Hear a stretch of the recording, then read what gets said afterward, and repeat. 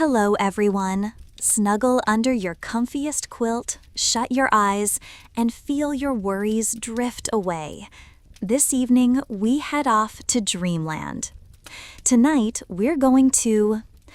The sky over Northumbria was heavy with the familiar bite of the North Sea wind, but on that June morning in 793 AD, even the hardiest islanders felt an unspoken foreboding. Lindisfarne, a tiny tidal isle crowned by its whitewashed monastery, had stood for centuries as a sanctuary of faith and scholarship. Founded by St. Aidan in the 600s, its walls sheltered monks who devoted their lives to prayer, to the careful transcription of sacred texts, and to the crafting of illuminated manuscripts that glowed like embers in their simple scriptorium. Silver chalices and gilded altars reflected candlelight in quiet chambers, while the toll of the chapel bell marked a rhythm of devotion untouched by the world beyond the sea. Yet that dawn, longships sliced through the gray swell, their carved dragon-head prows cutting a path toward unguarded shores. These Norse warriors, driven by overcrowded homelands, fierce clan rivalries, and the lure of untold riches, knew no king's command, only the code of honor and the promise of glory. Their vessels, marvels of Scandinavian shipbuilding, could slip across open ocean or glide up narrow rivers with equal ease, carrying small bands of raiders whose ambition burned as fiercely as their torchlight. When the Vikings swarmed the quay at Lindisfarne, it was neither a siege nor a pitched battle, but a lightning-fast descent into chaos. Monks, in their plain robes, unaccustomed to warfare, were overwhelmed in the cloisters. Altars were torn apart, relics seized for their gleaming silver and gold, and voices raised in prayer were drowned by screams and clashing steel. Word of the atrocity raced across Christendom, a holy place violated, its defenders slain or dragged into bondage, its sacred hush shattered. The Anglo-Saxon Chronicle later recorded immense slaughter and heathen men spreading lamentation, but no entry could capture the horror felt by a world that had always believed divine protection made such violence impossible. In that single, brutal raid, Europe's sense of security was irrevocably broken. Lindisfarne's smoldering ruins became the grim herald of an age when swift, sea-borne enemies could strike anywhere, bypassing fortified walls and cutting through the illusion of safety. What began with blood and fire on a remote monastery would ripple outward across Britain, Ireland, Gaul, and beyond, ushering in centuries of Viking raids, settlements, and cultural exchange. But it was on that windswept isle that the first unforgettable blow was struck, and the world knew at last that the sea itself had become a battlefield. The pale light of dawn crept across the churning North Sea, its chill wind carrying salt and the promise of another routine morning on the remote isle of Lindisfarne. For more than a century, this narrow sliver of land, connected to the mainland only at low tide, had been the beating heart of Christian devotion in Northumbria. Within its whitewashed walls, monks rose before the sun to chant the psalms, tending flickering lamps that danced upon gilded altars.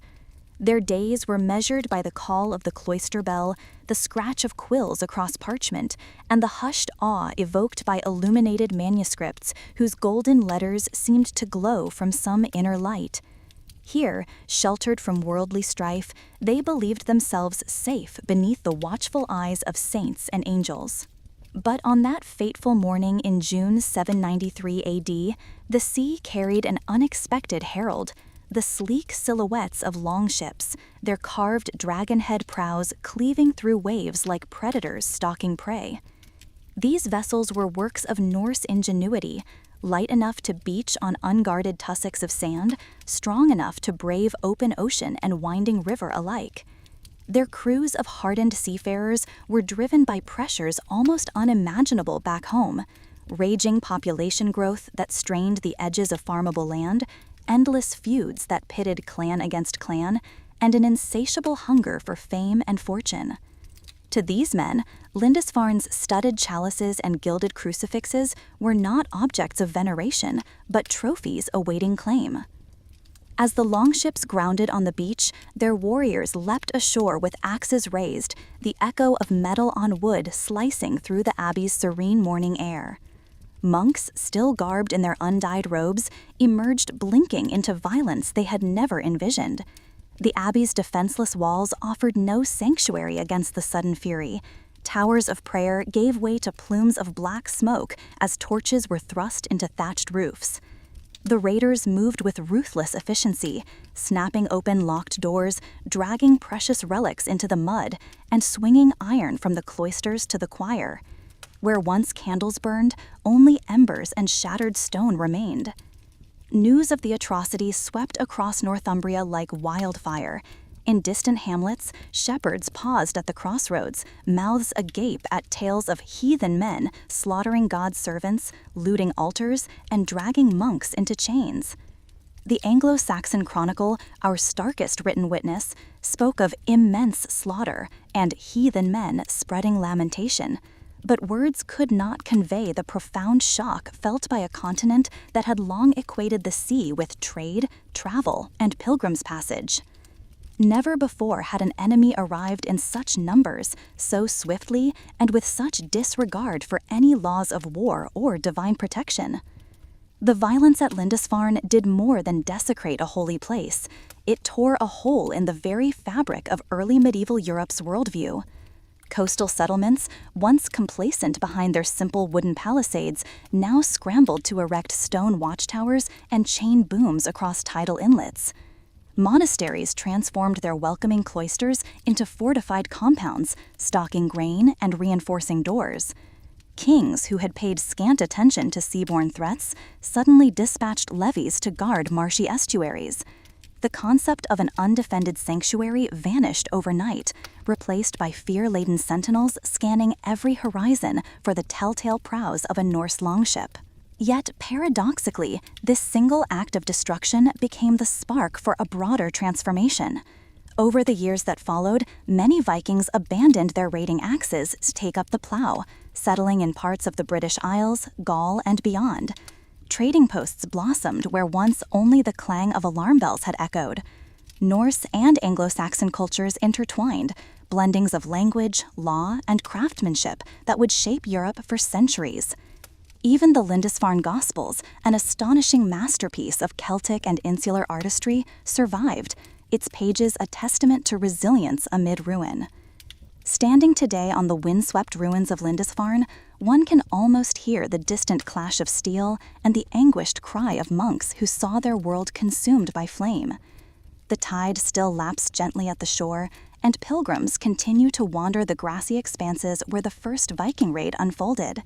In the hush of evening, when the wind sighs through crumbling arches, it carries a memory of that day in 793 AD, a reminder that even the most sacred havens can be shattered in an instant, and that from the ashes of destruction, new chapters of history are forged. The secret of Viking longships. The Vikings didn't just sail the seas, they ruled them. Their longships weren't just boats, they were tools of destiny. These impressive vessels carried Norse adventurers across freezing oceans, through winding rivers, and into the hearts of lands far beyond their native shores. At the core of the Viking Age stood the longship, a sleek, fast, and durable creation that allowed them to strike swiftly and vanish like ghosts on the wind. At first glance, the longship's power lay in its fierce, dragon-shaped prow, but its true genius was in its construction. Every plank and nail, every curve of wood, was part of an ingenious design that balanced speed, stability, and adaptability. The Vikings used strong yet flexible oak wood, chosen for its ability to bend under pressure without breaking. Using a method known as clinker building, they overlapped wooden planks along the hull, fastening them with iron rivets. This made the ship both sturdy and flexible, able to flex with the waves instead of resisting them. Unlike most ships of that time, Viking longships could move in shallow waters, sometimes less than a meter deep. This allowed them to sneak up rivers, land on beaches, and even carry their ships across stretches of land when needed.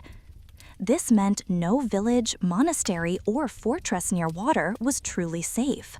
One of the most impressive features was that the front and back of the ship were nearly identical.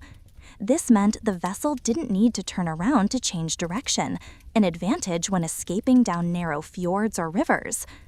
The long, narrow shape allowed it to glide quickly over the water, while a strong, straight keel kept it stable through choppy waves. Sailing these ships required skill and coordination. When winds were favorable, a large square sail would catch the breeze, pushing the ship forward silently and powerfully. But when the air was still or stealth was needed, Viking warriors would lower the sail and take up oars. Each longship had rows of oar holes, carefully carved into the sides, each sealed with leather flaps when not in use. A full crew, rowing in perfect rhythm, could keep the ship moving fast for hours. But it wasn't just brute force that powered these ships. Viking builders understood the living nature of wood, how the grain would bend, where knots would resist. Every piece of timber was shaped by hand to fit perfectly, often chosen based on how it had grown in the wild. They used naturally curved trees for the ship's ribs and carved each plank with precision. The result? Ships that were tough, light, and could survive long journeys without constant repair. Instead of using a central rudder like later ships, the Vikings used a side-mounted steering board. This is actually where we get the word starboard from today. The design gave the helmsman fine control, especially useful in battle or tight passages. Their sails weren't just plain cloth. Made from wool and treated with animal fats or resins to repel water, they were angled and trimmed for maximum speed. Some were even dyed or decorated to intimidate enemies or symbolize tribal pride. Combined with the narrow hull, these sails made the longship a swift, deadly predator of the sea, able to outpace merchant ships, evade enemy fleets, and travel vast distances, from the British Isles to the coasts of France, Spain, and even North Africa and North America. But these ships weren't just made for war. They carried families, traders, explorers, and settlers. Longships journeyed through the rivers of Eastern Europe, through the Black Sea, and into new frontiers like Iceland, Greenland, and eventually even Vinland, the Viking name for a part of North America. The craftsmanship was more than technical, it was cultural. Each ship was a statement of identity. Beautiful carvings, knotwork designs, and fierce animal heads told stories of myth and legend, of the people who sailed aboard. For Viking chieftains and nobles, being buried with their ship was the ultimate honor. These vessels were seen as a means of transport, not just in this world, but into the next. Viking sailors didn't use compasses. Instead, they read the world around them. They followed stars, watched the flight of birds, studied the shape and color of waves. Some historians believe they used special crystals, sunstones, to locate the sun even on cloudy days. Knowledge of coastlines and sea conditions was memorized and passed down from father to son, captain to crew, generation after generation. Under perfect conditions, a Viking longship could sail at speeds up to 15 knots, unheard of at the time. It meant they could raid with terrifying speed. Villages would hear nothing until the oars splashed at their shores. And before defenders could react, the Vikings were gone, leaving. How Viking laws worked without kings or police. Long before the rise of centralized monarchies and organized police forces in Scandinavia, Viking societies operated under a surprisingly advanced and structured legal system. Despite the popular image of Vikings as wild raiders with little regard for rules, they were deeply guided by communal traditions, customs, and codes that maintained justice across their vast and rugged world. Instead of kings issuing commands or police enforcing the law, order in Viking society was maintained through collective responsibility, public assemblies, and a cultural reverence for reputation and honor. Their legal system evolved not from the top down, but from generations of shared oral tradition and community agreement.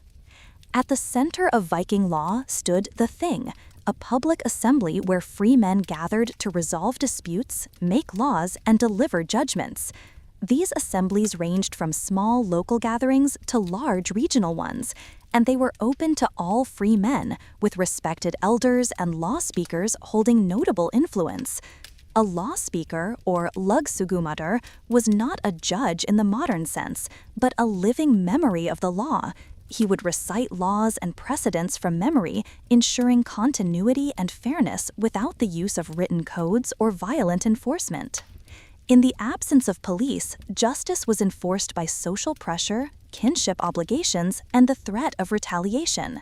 If a crime like theft or murder was committed, it was not the state's duty to intervene, but the responsibility of the victim's family or kin group to seek justice. This system, known as blood vengeance, was highly regulated by custom. More often than not, conflicts were resolved through compensation, known as weregild, man price. The amount varied depending on the crime and the victim's status. Accepting compensation instead of exacting revenge was seen as wise and honorable, preserving peace within communities. Honor served as the currency of Viking law. Breaking one's word or failing to fulfill a legal obligation could tarnish the reputation of not only the individual but their entire family. One of the harshest punishments was outlawry, declaring someone outside the protection of the law. An outlaw could be killed by anyone without consequence, and they were often forced to flee or face death. This created strong incentives for compliance and reinforced communal cohesion. Laws weren't static, they evolved through consensus at the Thing. This collective decision-making process allowed communities to adapt their laws to new challenges. Participation in these assemblies gave people a sense of ownership over the rules that governed their lives, making the law an internal guide rather than an external force. One essential tool in maintaining order was oath-taking. Oaths were sacred and legally binding, often made before the Thing or in the presence of respected witnesses. A person known for honesty could resolve a dispute with their sworn word alone. Perjury was both a legal and moral offense, capable of destroying reputations and social standing. The Viking legal world was also highly developed in areas like property rights, inheritance, and marriage. Though rarely written, legal agreements were witnessed by the community. Inheritance rules were clearly defined, and women could own and inherit property under specific conditions. Marriage involved formal agreements, often used to forge alliances and exchange property, and even divorce was possible under certain legal grounds. Trade, a vital part of Viking life, required consistent rules across regions.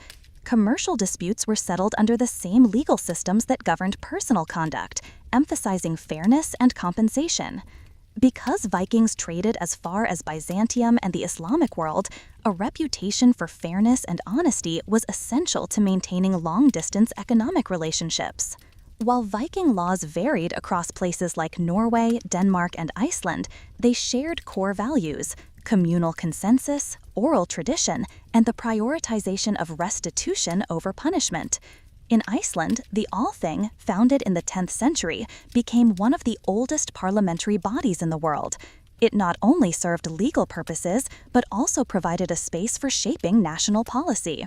Viking law functioned through community enforcement.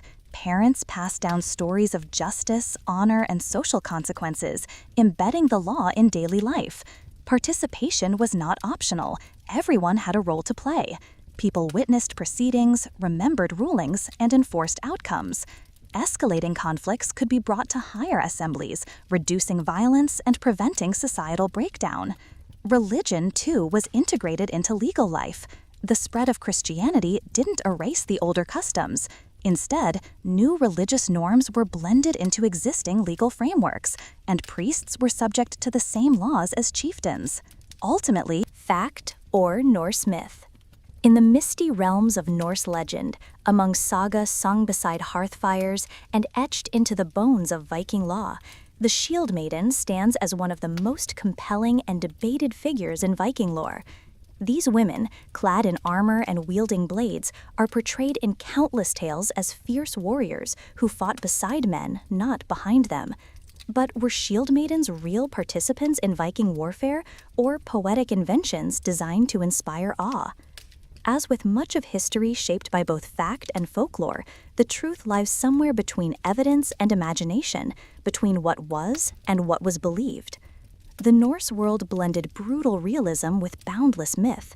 In the sagas, those rich, sprawling oral epics later preserved in writing, shield maidens like Lagertha and Hervor are depicted as skilled combatants, courageous in spirit, and equal to men in valor. They are not mere background figures, they are central heroes, leading troops, seeking vengeance, or defending family and clan. These tales cast shield maidens as icons of Norse courage, but their presence in story does not automatically translate to historical reality, and that's where the scholarly debate begins. The written sagas, often recorded centuries after the Viking Age ended, were shaped by Christian influence, political agendas, and changing cultural values. While they reflect older traditions, they were not strict historical documents. They were moral lessons, epic dramas, and memory keepers. But archaeology tells a different tale. In the late 19th century, a grave was uncovered in Birka, Sweden. Due to the presence of weapons, 2 horses, and gaming pieces, a sign of strategic command, it was long assumed to belong to a high-ranking male warrior. But in 2017, DNA testing revealed the remains were biologically female. The world took notice. Was she a warrior in life, buried with the honors of battle? Or could her grave goods reflect status or symbolic power rather than combat experience? The Birka warrior isn't alone. Across Scandinavia and Eastern Europe, other female burials with weapons have been found. Not all can be confirmed as fighters, but they suggest that some women were indeed closely tied to warrior culture, whether in life or in commemoration. Still, scholars remain divided. Some argue that weapons in female graves may have been symbolic, meant for protection, status, or even spiritual meaning, rather than signs of battle readiness. They note the rarity of such graves compared to male warrior burials, and urge caution before rewriting Viking military history. Yet even the possibility disrupts long-held assumptions about Norse gender roles. The Viking world, though patriarchal, granted women notable rights. Women could own land, inherit property, and even initiate divorce. When men were away on raids or perished at sea, women often managed households and defended homesteads. In times of crisis, it wasn't unthinkable for a woman to pick up a blade. Shield maidens may not have been common, but they were culturally possible. And, more importantly, they served as symbols, embodying the Norse virtues of loyalty, honor, resilience, and fearlessness. The sagas elevated them as figures of awe, not necessarily to document reality, but to reflect cultural ideals. Just as legendary kings were larger than life, shield maidens represented an ideal of feminine strength, a warrior's heart in a woman's form. Today, shield maidens have been resurrected as feminist icons, celebrated in TV shows, novels, games, and historical fiction. Their story speaks to modern desires to rediscover powerful women in history, to challenge outdated roles, and to reclaim narratives long dismissed or forgotten.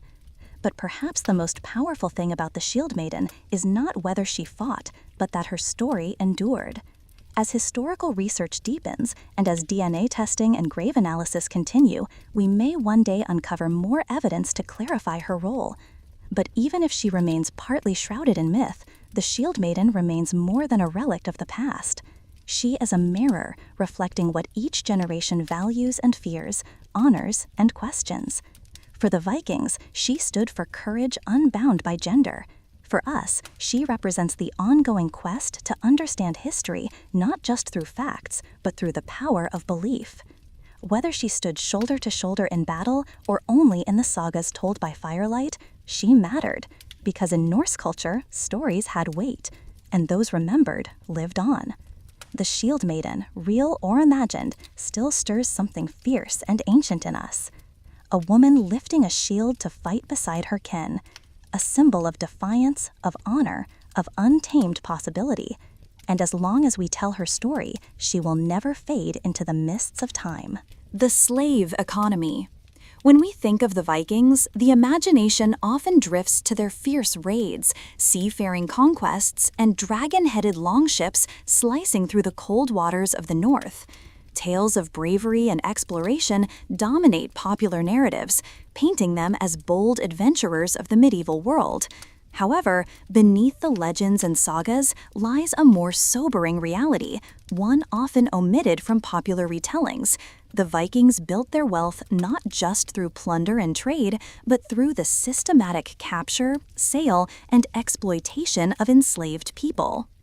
From the late 700s to the early 1100s, the Viking Age was not only defined by raiding and settlement, but also by a deeply entrenched economy that revolved around human bondage. The Norse term thrall, or thrall, referred to slaves who were essential to Viking daily life, labor systems, and economic growth. These individuals, often seized during raids or bought through extensive trade networks, formed the silent backbone of Norse society. Thralls performed the harshest tasks, working the farms, building homes, preparing food, gathering water, crafting goods, and even assisting in maritime ventures. Their labor allowed the upper class, the jarls and chieftains, to focus on war, governance, and diplomacy. In fact, the social standing of Viking leaders was often measured by the number of thralls they possessed. The more slaves under their control, the more powerful and respected they were. Viking raids across the British Isles, the Slavic territories, and beyond were not solely about acquiring silver or land. People themselves were among the most valuable commodities. Monasteries, villages, and coastal communities were prime targets, not only because of their wealth, but because they housed captives ready to be sold. Young, skilled, or attractive individuals fetched higher prices in bustling slave markets across Europe, from Dublin and Hedeby to even reaching the Islamic world via far-reaching trade routes. Once captured, these individuals faced brutal conditions, long forced marches, public auctions, and harsh living environments. Women in particular endured layers of suffering. Besides labor, they were often exploited sexually and expected to bear children who inherited their enslaved status, ensuring a continuing supply of forced labor. While some thralls eventually gained freedom, whether through loyalty, years of service, or being manumitted upon their master's death, such cases were rare. And even when freed, former slaves often remained in a lower social class, bearing the stigma of their past. In places like Iceland, manumitted individuals might become landowners over generations, but the journey was fraught with difficulty and discrimination. Slavery in Norse lands wasn't justified by religion, unlike in some other cultures, but was instead seen as a natural outcome of war, debt, and social hierarchy. Norse mythology and law reflected a tiered universe: gods above, giants in opposition, and humans sorted into classes. Thralls were simply seen as the lowest rung, not immoral, but necessary. Legal codes governed their treatment, rights, or lack thereof, and even what clothes they were allowed to wear, marking them visibly apart from free men and women. In major Viking towns and trade ports, archaeological discoveries such as shackles, chains, and the remains of people who died in bondage serve as grim evidence of how normalized and widespread slavery was. These individuals were not just passive victims, they were the hands that built Norse society. From textile production and agriculture to ship construction and crafting, the enslaved sustained the very infrastructure that enabled Viking expansion and prestige. Vikings also became middlemen in the broader European slave trade, especially trafficking Slavic peoples, a practice so common that it gave rise to the very term slave. These captives were exchanged for luxury goods, spices, silk, weapons, and silver. The profits flowed into Norse communities, funding both warfare and cultural flourishing. Even in Viking warfare, slaves had a role, some as burden bearers or attendants, others possibly forced to fight. A few may have gained respect or rewards through exceptional loyalty or skill, but this was far from common. For the most part, they were the logistical backbone of campaigns, allowing Viking warriors to remain mobile and effective. Viking raids across the British Isles, the Slavic territories, and beyond were not solely about acquiring silver or land. People themselves were among the most valuable commodities. Monasteries, villages, and coastal communities were prime targets not only because of their wealth, but because they housed captives ready to be sold. Young, skilled, or attractive individuals fetched higher prices in bustling slave markets across Europe, from Dublin and Hedeby to even reaching the Islamic world via far-reaching trade routes. Once captured, the blood eagle ritual, fear as theater in the Viking world. Among the darkest and most chilling stories to emerge from Viking lore is the tale of the blood eagle, a name that evokes both horror and fascination. Whether it was a myth exaggerated over generations, a symbolic ritual, or an actual method of execution, its legacy has endured for centuries, haunting imaginations and challenging historians alike. More than an act of punishment, it was a calculated performance, a terrifying statement meant to assert power, punish betrayal, and command obedience. A ritual of pain and power. Descriptions of the blood eagle speak of a gruesome procedure. The victim's back would be sliced open, the ribs snapped from the spine and spread outward to resemble wings, and the lungs pulled out to complete a grotesque eagle shape. Some accounts suggest the victim remained alive during parts of the ordeal, a possibility that is medically improbable but dramatically potent. Whether real or symbolic, the ritual's power lay in its ability to instill dread. This was not just an execution, it was a public warning, a form of ritualized terror meant to echo across clans and kingdoms. Pain was transformed into spectacle, and death became a tool of political messaging. It sent a clear signal. Betrayal and resistance would not be quietly punished. They would be immortalized in agony. A stage for vengeance. The blood eagle was reportedly reserved for the highest-profile enemies, betrayers, rival kings, and noble warriors whose deaths would resonate far and wide. To perform this execution was to turn a human body into a canvas of terror. In a society built on honor and reputation, the humiliation of such a death served to obliterate the enemy's legacy while elevating the power of the one who ordered it. Though the Vikings are often imagined as brutal raiders, their culture was layered with symbolism, poetry, and ritual.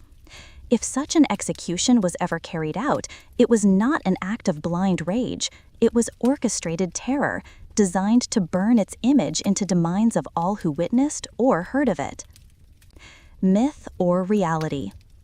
The historical record of the blood eagle is sparse and muddied by time. The earliest written sources come from Norse sagas, written centuries after the Viking Age ended, often by Christian scribes, who may have had reasons to portray pagan practices as barbaric. Some scholars argue the ritual is metaphorical, a poetic way to describe the destruction of one's enemy rather than a literal event. Still, the repetition of the ritual in multiple sources, each with slightly different details but the same chilling imagery, suggests it held significant symbolic weight in Viking thought. Whether it happened exactly as described, or whether it was a literary construction, the idea of the blood eagle resonated deeply with the Viking worldview. Fear as social order. In Viking society, fear was more than a defense mechanism, it was an instrument of strategy. The possibility of enduring such a death would have been a powerful deterrent. For a culture that valued strength, honor, and control over one's fate, the blood eagle represented the ultimate loss of dignity, a forced transformation into a symbol of defeat. Some sagas even suggest that victims who endured the procedure in silence would die with a shred of honor, while those who cried out would be forever shamed. This adds another layer of meaning. Even in agony, courage was expected. It reflects a society where stoicism and bravery were prized, even in the face of unimaginable suffering.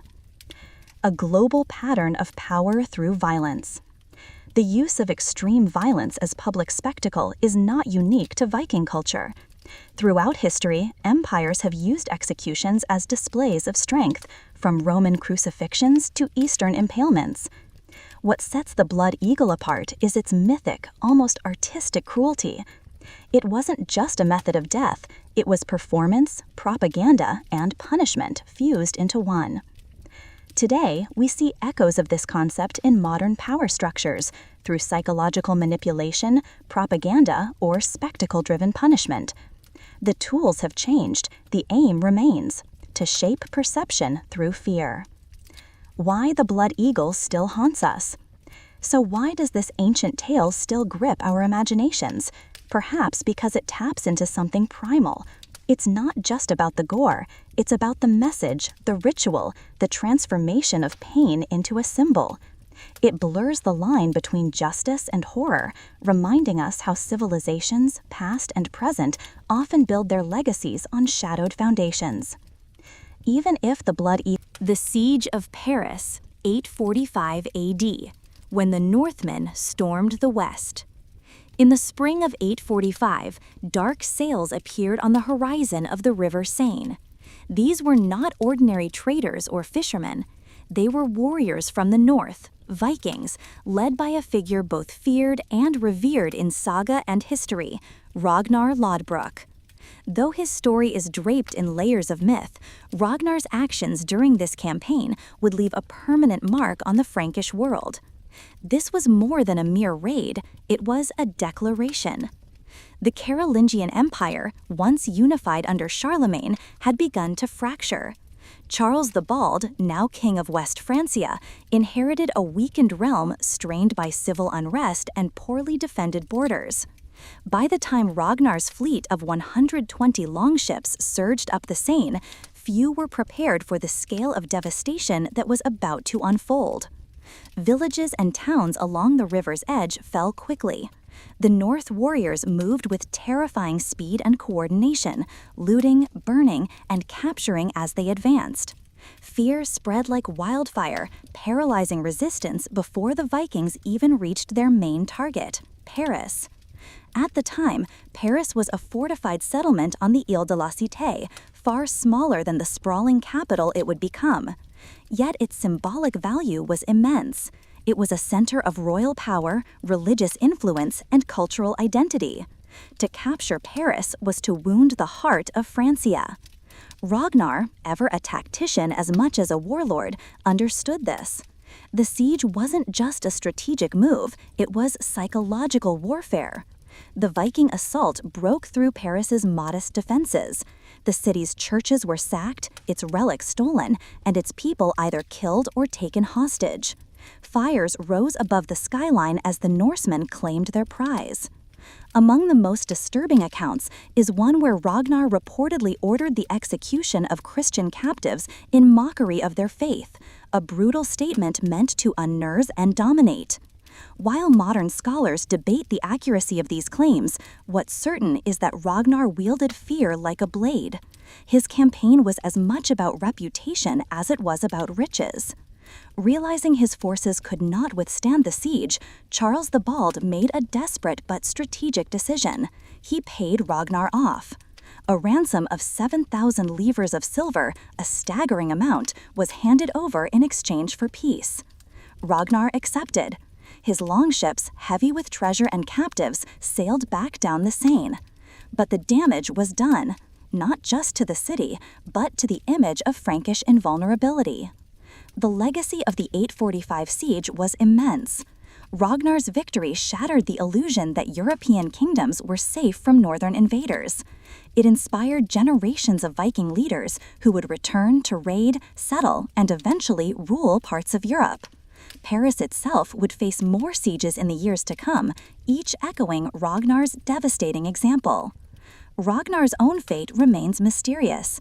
Some tales say he died in a snake pit in Northumbria. Others insist he lived on through his sons, Ivar the Boneless, Bjorn Ironside, Sigurd Snake in the Eye, each one a legend in his own right. Whether these were his biological heirs or the inheritors of his legend, they continued what Ragnar had started, the reshaping of Europe through daring, warfare, and myth. For the Franks, the siege was a harsh teacher. Fortifications were reinforced, rivers more closely guarded, and a new vigilance took root. Yet none of these preparations could erase the fear Ragnar had planted in the heart of Christendom. The siege of 845 was not just a raid, it was a turning point. It demonstrated that power could be challenged by the unexpected, that the edge of the world could send warriors to the center of civilization, and that memory, etched in flame and blood, could be more enduring than stone walls. More than 1,000 years later, Ragnar's name still stirs debate. Was he a real man, a composite hero, or a myth born of campfire tales and monkish chronicles? Perhaps he was all three.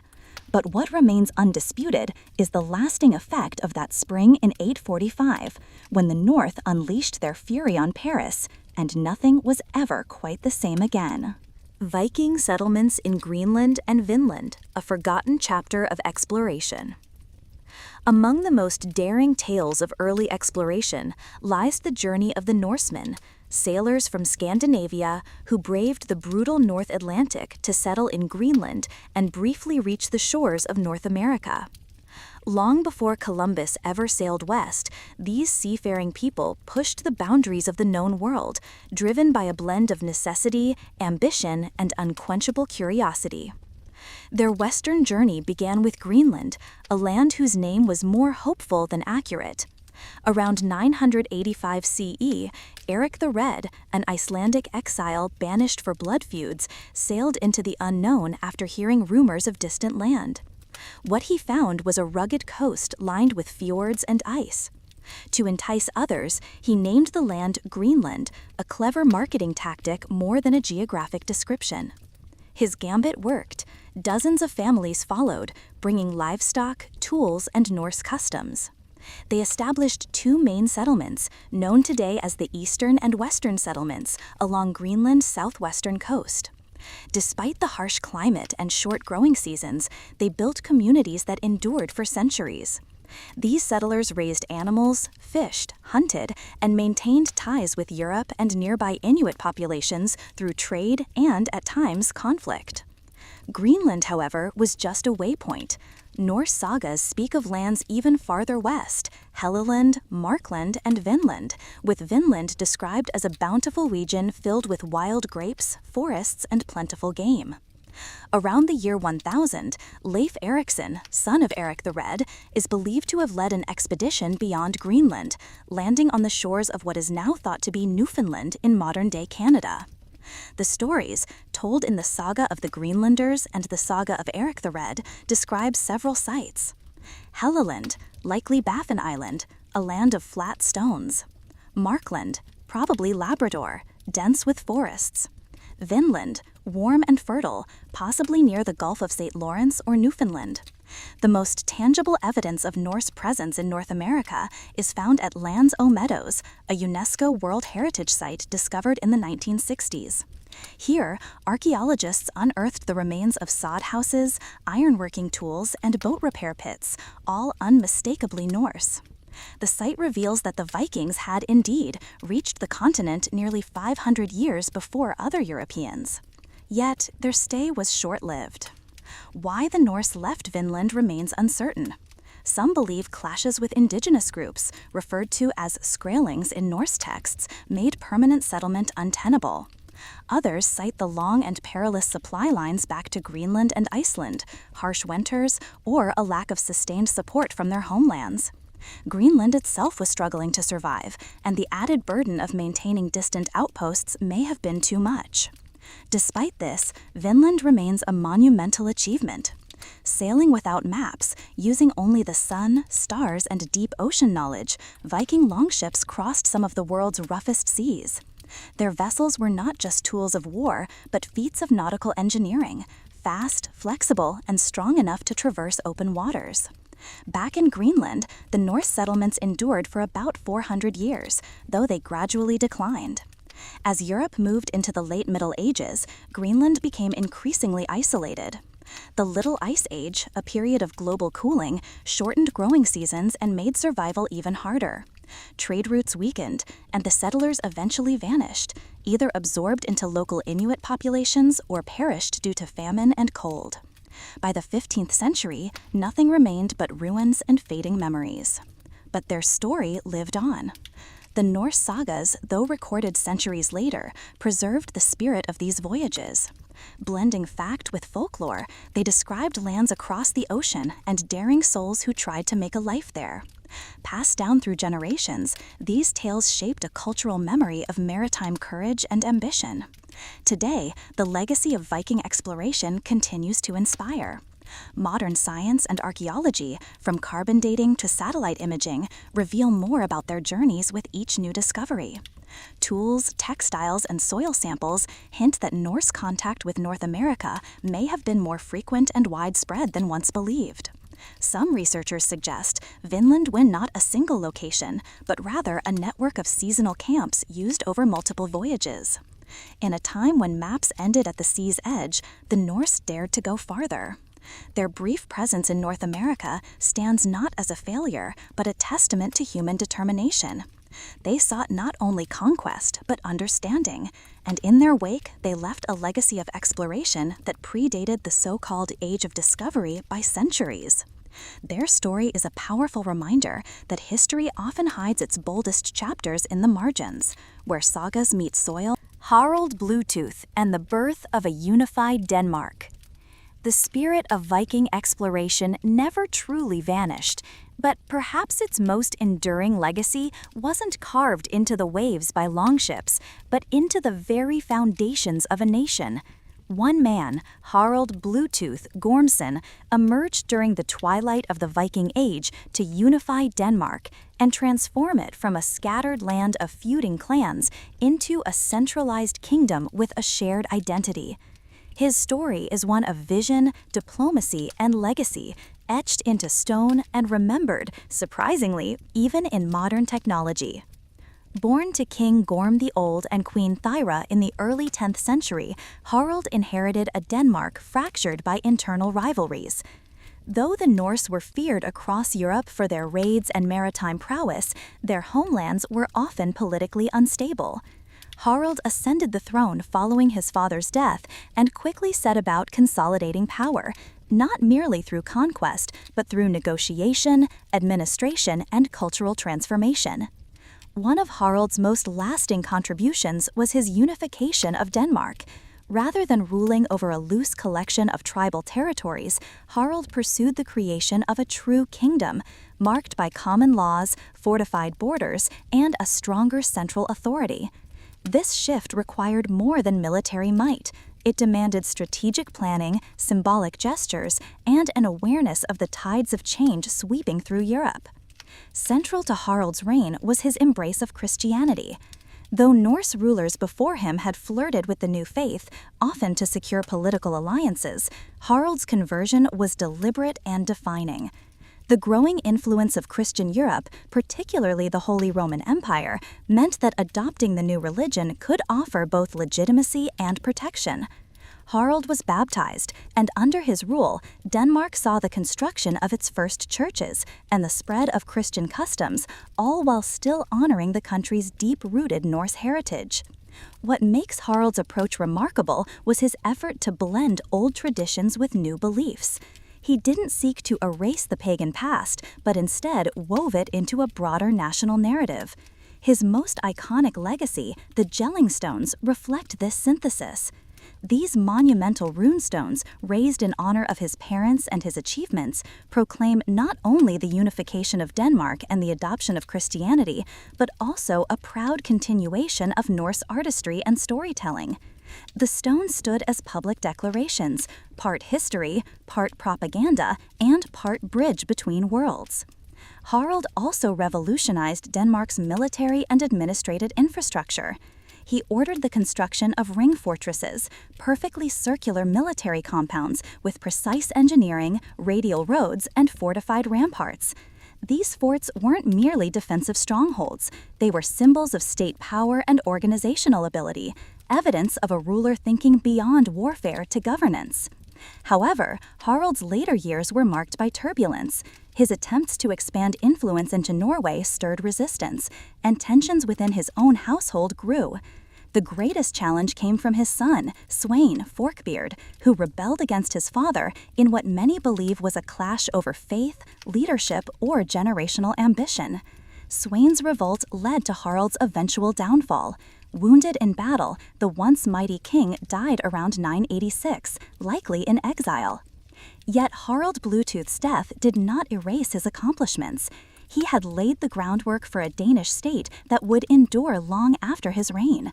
By unifying his people, embracing change without discarding tradition, and carving his achievements into the very stones of the earth, he helped birth not just a kingdom, but an identity. Centuries later, Harald's name would be resurrected in the world of digital technology. When engineers developed a short-range wireless communication system designed to unite devices, they named it Bluetooth in his honor, a nod to the king who once united divided tribes. Just as Bluetooth technology connects fragmented devices.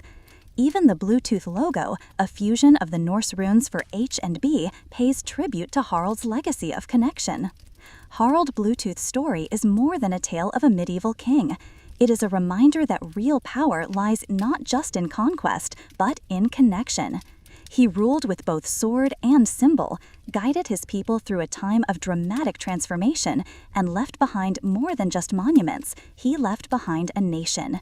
His life marked the end of one age and the dawn of another, standing at the threshold of myth and history, tradition and progress. In bringing Denmark together, Harald forged a lasting legacy, one that echoes not only in the stones of Jelling or the pages of Viking sagas, but in the very signals that power our connected world today. The Christianization of the Vikings, betrayal or evolution? The legacy of Harald Bluetooth rested not only in the lands he united, but in the deeper transformation he helped initiate, a shift from myth to manuscript, from clan to kingdom. Among his most enduring impacts was the quiet but profound turn of the Viking world toward Christianity. But was this shift a betrayal of Norse roots or the next natural step in their evolution? When Christianity first reached the frostbitten coastlines of the Norse world, it was met with confusion and resistance. The Norse weren't just spiritual people, they lived their beliefs. Thor wasn't simply a thunder god, he was a symbol of strength and bravery. Odin's pursuit of knowledge wasn't a myth, it was a mirror of the Vikings' admiration for sacrifice and wisdom. Their gods were reflections of values essential to survival in a harsh and violent world. So when a new faith arrived, a religion that spoke of humility, peace, and forgiveness, it struck at the core of Viking identity. Christianity didn't just introduce new gods, it redefined life, death, and purpose. At first, it came gently, through trade, travelers, and captured monks. Later, it arrived through politics and power plays. The cross rode alongside silver and silk, and missionaries often carried more than prayers. They bore literacy, medicine, law, and written doctrine. For Norse leaders, this new religion offered more than salvation. It offered legitimacy. Aligning with Christian Europe meant access to international diplomacy, new alliances, and centralized governance. Harald Bluetooth saw this clearly. His public embrace of Christianity, immortalized on the Jelling stones, wasn't just a religious decision, it was a strategic one. It framed him not as a pagan warrior king, but as a Christian monarch worthy of standing among Europe's crowned heads. But this was not a simple conversion.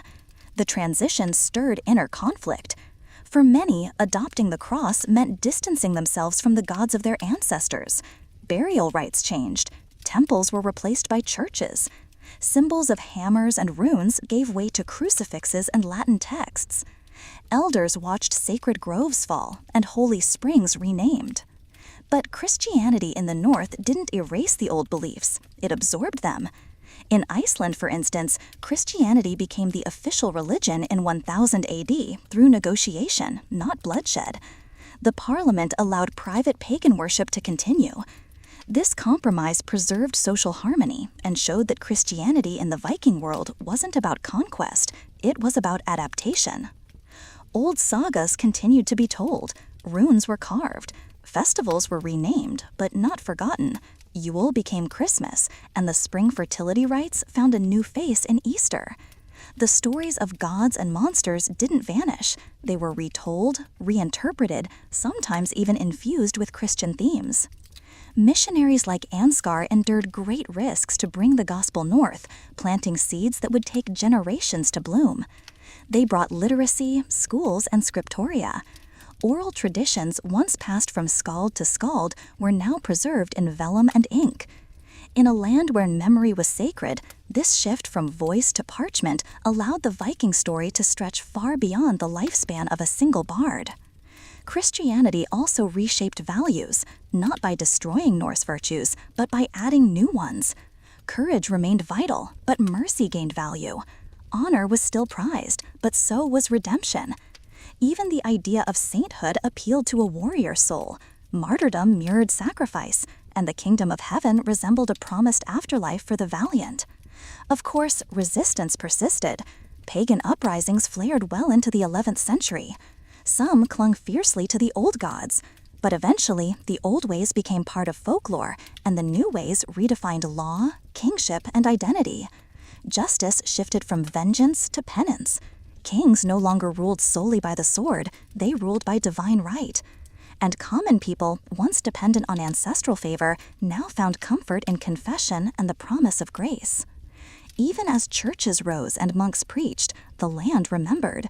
The wind still whispered names of gods long honored. Norse Christianity took on its own character, neither Roman nor Frankish, but something uniquely northern. Harsh winters, isolated fjords, and a deep reverence for heritage molded the new faith into something more rugged, more enduring. In the end, to call the Christianization of the Vikings a betrayal is to misunderstand their nature. The Norse were never static. They were adventurers, explorers, craftsmen of survival. They didn't surrender their culture. They expanded it. They adapted. They built bridges between worlds just as they had sailed between shores. This transformation wasn't the extinguishing of flame, but its reshaping. Christianity brought Viking mercenaries in Byzantium, the oath of the Varangian Guard. In the radiant capital of the Byzantium Empire, Constantinople, beneath gilded domes and marble arches, marched warriors who hailed from far beyond the empire's reach. They were neither Roman nor Greek, but fierce northerners whose sagas once echoed through fjords and snow-covered forests. These were the Varangian Guard, elite Viking mercenaries bound not merely by pay, but by an unshakable code of loyalty to the Byzantium emperor himself. Their arrival in Byzantium was not a fluke of fate, but the result of geopolitical shifts, strategic alliances, and the allure of wealth and renown. By the end of the 10th century, Scandinavia was changing. Kingdoms were forming, Christianity was spreading, and traditional Viking raiding was giving way to new paths. Many Norse warriors, no longer finding purpose at home, turned their gaze eastward, seeking new lands and legacies. Long before they served emperors, Norsemen had explored the river systems of Eastern Europe, establishing trade routes and settlements across modern-day Russia and Ukraine. Known collectively as the Rus, they forged strong connections with Slavic and Byzantine cultures. Out of these interactions, tales spread of a city unlike any they had seen, Miklagard, the Great City, as they called Constantinople.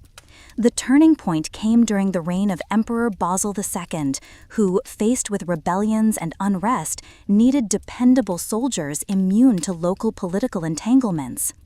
In 988 AD, as part of an alliance with Prince Vladimir of Kiev, a regiment of Rus warriors, many of Norse descent, was dispatched to serve in Byzantium. Thus, the Varangian Vard was born. These warriors weren't just mercenaries. They swore a sacred oath, not only to defend the empire, but to guard the emperor with their lives. In Norse culture, oaths were solemn and binding. More than words, they were expressions of honor.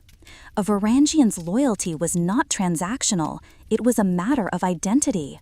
Breaking an oath meant disgrace not only in life, but in the eyes of one's ancestors. Clad in chainmail, wielding massive two-handed axes, and often described as striking and exotic, the Varangians soon became a fixture of Byzantine military and ceremonial life. Their presence sent a message that the emperor's reach extended even to the cold, distant north. In processions, their imposing silence and discipline inspired awe. In battle, they were fearless, known for storming enemy lines with disciplined fury. Whether fighting in Sicily, the Balkans, or against the Normans, they earned a reputation as relentless warriors. But their loyalty was not blind, it was reciprocal. The emperor was expected to lead with wisdom, and if he betrayed his people, even the Varangians could turn. During the catastrophic Fourth Crusade in 1204, when Constantinople was betrayed from within and sacked by Western Europeans, some Varangian warriors chose to defend the city until their last breath. Their oath, sworn not to an institution, but to an ideal of imperial honor, was upheld even as the empire crumbled around them. In times of peace, these Norse warriors enjoyed the fruits of their service, wealth, prestige, and a taste of Eastern luxury. Many returned home to Iceland or Norway, bearing silk, gold, and tales of imperial splendor. The most famous of them was Harald Hardrada, who served in the guard before becoming king of Norway. His time in Byzantium deeply influenced his military strategies and political vision. As decades passed, the composition of the guard evolved. After the Norman conquest of England in 1066, many displaced Anglo-Saxons joined the ranks, preserving the guard's northern character. Still, the values remained unchanged: discipline, honor, and unwavering loyalty to the emperor. Even as the Byzantium Empire declined, the Varangian Guard retained its mystique. Visitors from across Europe and the Islamic world wrote of these stoic warriors who guarded the emperor's palace with pride, centuries after their forebears had first arrived.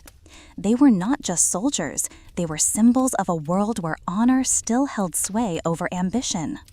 In the Guard's final days, as Byzantium weakened and enemies gathered, the Varangians stood as living echoes of a vanished age. Though fewer in number, they remained the emperor's most trusted protectors, living bridges between East and North, between saga and scripture. The legacy of the Varangian Guard lives on, not only in historical texts, but in the mythic memory of two worlds. Through their swords and their oaths, they connected the icy fjords of Scandinavia to the marble